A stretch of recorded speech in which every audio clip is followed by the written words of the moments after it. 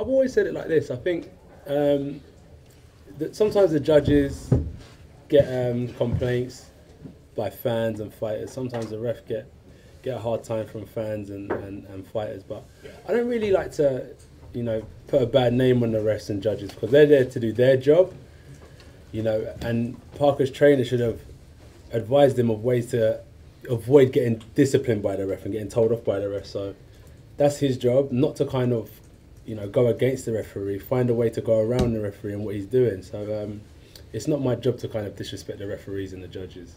I think when we did get inside, I was swinging along with him. The only time I wasn't swinging is when I did swing back, then the ref kind of, remember when he pulled us apart and told us don't let that happen again. So I kind of abided by his rules. But if he wanted to fight on the inside, it would have been no issue with me because we can do that too.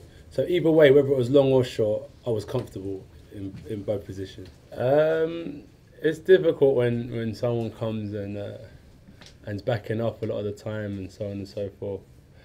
But so be it, history was made. Joseph played a massive part in this, his whole camp did.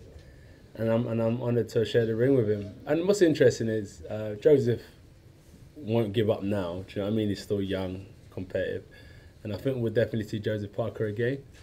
But as you said, I think just on this evening I was more focused, more disciplined, and I carried out the tactics and I was a better man, it seemed. You got to be clever in boxing. Dipping doesn't mean that you're tired. Dipping sometimes means that an opponent is waiting for you to tire, so they take time off as well. So sometimes you kind of match their energy. If it's a fast pace, you've got to go with it, and if it's a slower pace, you've got to dip a bit. So, yeah, the 12 pounds is good for this type of fight because it was a lot more controlled and I was a lot lighter on my feet. And I honestly do think, though, for someone like Takam, luckily it was Takam, 18 stone was fine because, he was a short opponent and we sat on each other's chest for a little while now and again. He wasn't a boxer like Parker, so boxing for boxing and the speed, the lighter, the sharper, it worked out well. So adjusting weight for different opponents is a blessing. Yeah, critical, and I'm not elated because, I don't let the highs kind of get to my head, do you know what I mean? And I always think that we've got to go again soon. If I was retiring on this high, I'd be like, yes, I'm the man, because you retire on a high. But I've got to kind of defend my throne again in a few months, so I'm kind of balanced and we're still hustling. So yeah. We're on to the next one in my eyes. It's not time to sit back and enjoy the ride. We've got to get ready for the next job. I think 2018 was always a time to capture all the belts, and we're one away now. And it's been a big question that was asked after the fight, and I spoke about it then. And I just said that I'm not into the business of hype, talk. And I'd love to kind of maybe go to America with Eddie or Rob and, look at the landscape and see how serious they are, and deal with this behind closed doors. Because a lot of negotiations can go on over social media and YouTube channels and stuff. But I think that in terms of when you're doing serious business, you have to sit down in confidential privacy and discuss terms and conditions and so on and so forth. And then we can see how serious people are about taking fights. But credit to Parker, credit to Duco Events. They came. They stepped up, they tried, and they'll live to fight another day. But this is what it's all about, right? And this is what we're doing. So you can see our side is serious about what we're trying to achieve. I don't condemn that.